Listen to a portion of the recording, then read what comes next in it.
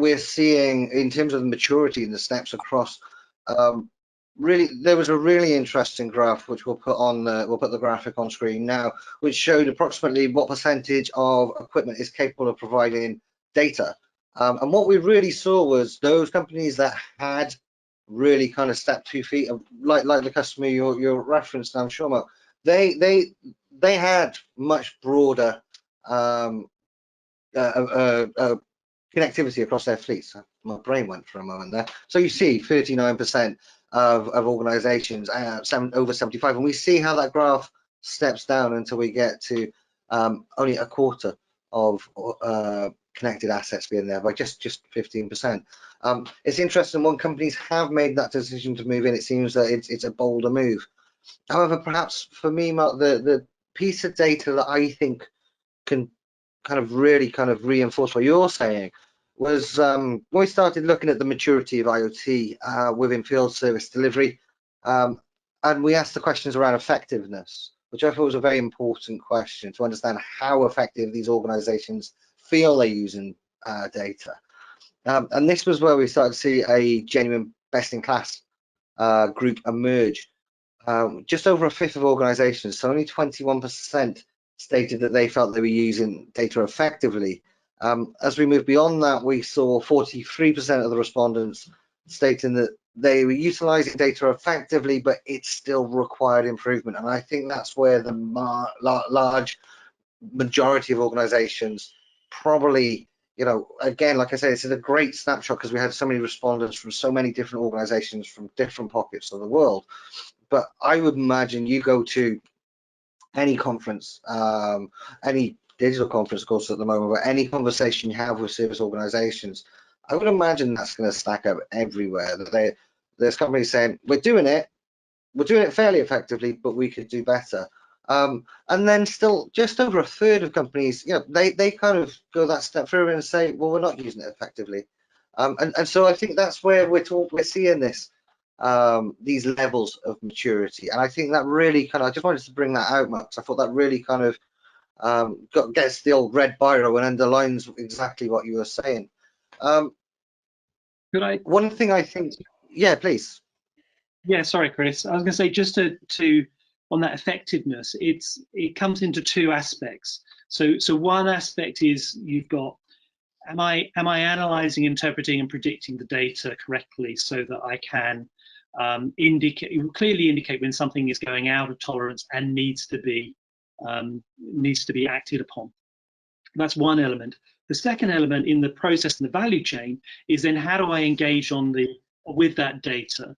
And there are two aspects. So one, triage has an important role in IoT as well, because you often need to layer have an expert opinion, analyze that data, determine the severity of it, and how to enrich what's required to go on site. So that triage, which can be done by remote technicians, in doing that, is an important factor as well. And then how you interact with your customer, how you communicate, because bear in mind that there are things that are going out of tolerance that need to be resolved, but the customer is completely unaware of it. And quite often the first thing they'll know is when an engineer rocks up on site to go and gain access to the equipment that something needs to be done. So being able to proactively communicate to your customer, to notify them when engineers are coming on site, when they're going to be there, and especially if you're working on assets which move around geographically, like some of our customers do, making sure that you can agree that the asset's going to be at a particular location when they arrive is all part of that becoming effective, so that you do achieve the outcomes which are for high first-time fix rates and preemptive, rather than you don't arrive in time, or you arrive in time to the wrong location because assets have been moved. So it's a much broader picture, and I think that's probably part of that spread as well. Yeah, and it's interesting because we also touched on earlier about this state of flux, and this shift we're going through. Like I said, it feels like the building blocks have been here for a long time. A lot of the stuff that we're talking about, that we've seen now becoming standard practice, is what we've been talking about as best practice, and we've just, COVID's just put everyone on the same page to a degree.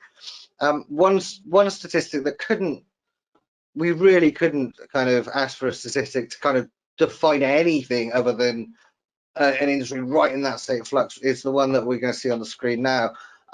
Was your service delivery predominantly reactive or more predominantly proactive prior to the pandemic? And just look at that pie chart. That is almost perfectly split. It's like the old CND symbol almost. It's 35% predominantly proactive, 33% predominantly reactive, and a mix of both 32%. Now, I would bet your bottom dollar, and like I said, I'm not a betting man, so I'll bet your money instead of mine, that 5 years ago, that would have been a big chunk of that would have been reactive.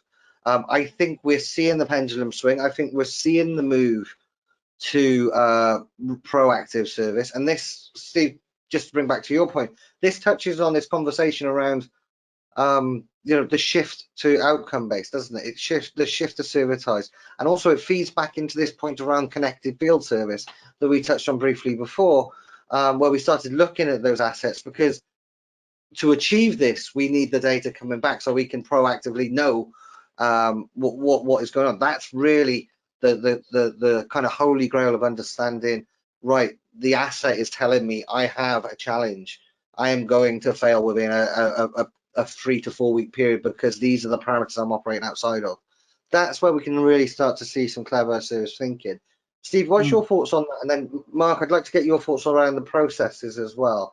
But Steve, perhaps you can talk to me from the strategic point of view, and then Mark, if you can kind of put that into a pragmatic point of view as well, referencing the process, the technology, etc.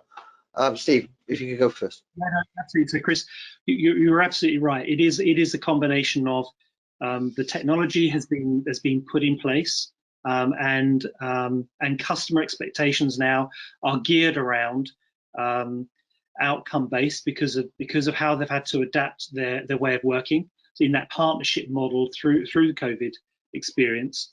So those things are coming together to accelerate it. You also add the other dynamic, which is that customers are placing pressure to reduce costs, because they too are under pressure with their customers to reduce costs. So what outcome based, whilst some organizations prior to COVID may have been looking at an outcome based model, allowing you to create a greater margin for your service, in actual fact, the technology can enable them to deliver an effective service, a great service with high customer, a high degree of focus on customer outcomes, and reduce their own delivery costs, which in turn enables them to meet their customer market demands for greater price optimization and increase of outcomes. So I think they're coming together quite nicely.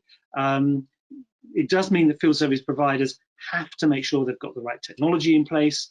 They have to make sure that they have the right processes in place to execute against it. But they're in a strong position now compared to where they were pre-COVID because of the market's expectation that this is an acceptable way forward.